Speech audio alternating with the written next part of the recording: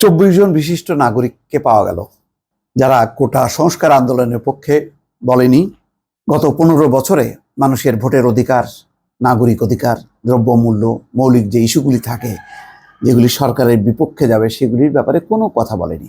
আজকে তারা এমন একটা বিষয় বিবৃতি দিয়েছে যেটা একেবারেই অর্থহীন, যেটা হলো একটা ট্যাগ লাগিয়ে কোটা সংস্কার আন্দোলনকে যাতে প্রতিহত করা যায়। যে কোটা সংস্কার আন্দোলনে সাধারণ শিক্ষার্থীরা উদ্বুদ্ধ, উজ্জীবিত, তাদেরকে এখন রাজাকার বলেছে কেন? আত্মস্বীকৃত রাজাকার। এই কোটা দিয়ে তাদেরকে পেটানো হয়েছে, ঢাকা বিশ্ববিদ্যালয় রক্তে রঞ্জিত হয়েছে, ছাত্রীদের গায়ে হাত তোলা হয়েছে বাইরের বহিরাগতরা এসে। সেই খবরাখবর আসছে, সেই বহিরাগতরা ছাত্রদেরকে পিটিয়ে রক্তাক্ত করে রাতের বেলা বিরিয়ানি খেয়েছে। এই সব ব্যাপারে কোনো বিবৃতি নেই। তারা বিবৃতি ওই রাজাকার কেন বলল? আসলে কি সেদিন সেই রাজাকার তারা বলেছিল অন্য অর্থে, ক্ষোভের বহিঃপ্রকাশ।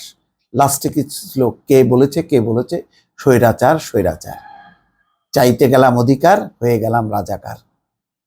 অর্থাৎ এটি হচ্ছে প্রধানমন্ত্রীর বক্তব্যের প্রতিক্রিয়ায়, যেহেতু প্রধানমন্ত্রী তাদের দাবিকে উপেক্ষা করেছে, বলছে যে তিনি বিরক্ত হয়ে বাতিল করেছেন। তার মানে হচ্ছে এই কোটার পক্ষেই তিনি অবস্থান নিচ্ছেন।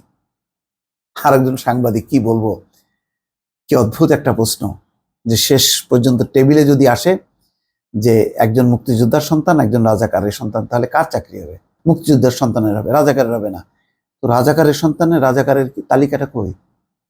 রাজাকারের সন্তান তাহলে ওই পর্যন্ত পৌঁছাতে পারবে নাকি? শুধু যে মুক্তিযোদ্ধা সেই মুক্তিযোদ্ধা, আর বাইরে যে মানে সে, এটা তালিকা দরকার নেই, ধরে নিতে হবে যে সে রাজাকারের সন্তান, সুতরাং সে, তার চাকরি হবে না। অদ্ভুত। এরাই হলো, কি বল, যাক, আর মন্তব্য করলাম না।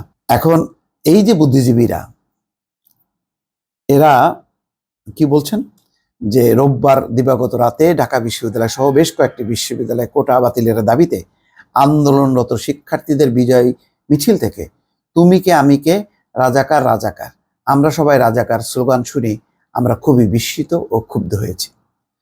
ঢাকা বিশ্ববিদ্যালয় চত্বরে স্বাধীনতার বিরোধিতাকারী, বুদ্ধিজীবী হত্যার পরিকল্পনাকারী ও হত্যাকারী রাজাকারদের প্রতিনিধিত্ব করে এমন স্লোগান উচ্চারিত হওয়ায় যার পণ্যায় ব্যথিত ও ক্ষুব্ধ হয়েছেন বলেও বিবৃতিতে উল্লেখ করা হয়েছে। মুক্তিযোদ্ধা ও স্বাধীনতার আদর্শকে পরিত্যাগ করে বাংলাদেশের জাতীয় পতাকাকে বহন করার অধিকার কারো নেই বলে বিবৃতিতে উল্লেখ করেন। ওদের আছে, যে যারা হেলমেট পরে নাদুস নুদুস চেহারার, ঢাকা মহানগরীর বিভিন্ন পাড়া মহল্লার মস্তানরা এসে বিশ্ববিদ্যালয়ের শিক্ষার্থীদেরকে পেটালো, তাদের আছে বহন করা, তাই তো? বিবৃতিতে বলা হয়েছে, আন্দোলনে অংশগ্রহণকারীদের একাংশের মুক্তিযুদ্ধ বিরোধী এই ভূমিকার তীব্র নিন্দা জানায়। আশা করি তারা তাদের ভুল বুঝতে পারবেন এবং গণতান্ত্রিক পদ্ধতিতে দাবি আদায়ের পথে পরিচালিত হবেন। গণতান্ত্রিক পদ্ধতিতে দাবি আদায়ের যে পথে পরিচালিত হবেন, এই পরিবেশ তৈরি করেছে সরকার। আপনারা নিশ্চিত করতে পারবেন? দাঁড়ান এক জায়গায়, দাঁড়ায় বলেন কোটা সংস্কার তোমরা এখানে করো, আন্দোলন করো, আর যারা কোটা সংস্কারের বিপক্ষে আছে তারা আন্দোলন করো। পারবেন এই দায়িত্ব নিতে? পারবেন না। তো যাক, নামগুলি একটু পড়ি, বুঝতে পারবেন যে কোন তরিকার বুদ্ধিজীবী তারা। অধ্যাপক অনুপম সেন, সৈয়দ হাসান ইমাম, ফেরদৌসী মজুমদার, সুজেয় শ্যাম, সারোয়ার আলী, আবেদ খান আছেন কিন্তু কালবেলার সাবেক সম্পাদক, কর্নেল অবসরপ্রাপ্ত সাজ্জাদ আলী, মামুনুর রশিদ, মফিদুল হক, শ্যামলী নাসরিন চৌধুরী, নাসির উদ্দিন ইউসুফ, অধ্যাপক কামরুল হাসান খান, অধ্যাপক শফি আহমেদ, অধ্যাপক মমতাজউদ্দিন পাটোয়ারি, মহামিদ, রাইসুল ইসলাম আসাদ, গোলাম কুদ্দুস, শ্যামল দত্ত, লাকি ইনাম, সারা জাকের, শিমুল ইউসুফ। দর্শক, এই হচ্ছে তালিকা। যাক, এদের সম্পর্কে কয়েকজনের সম্পর্কে আলাদাভাবে একটু বলতে চাই, এখন আর বললাম না।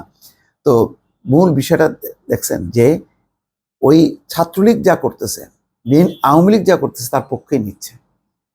এরা কিভাবে বুদ্ধিজীবী হয়? বিএনপি যা করবে তাই যদি বুদ্ধিজীবীরাও বলে তাই, তাহলে তারা বুদ্ধিজীবী হয় কি করে?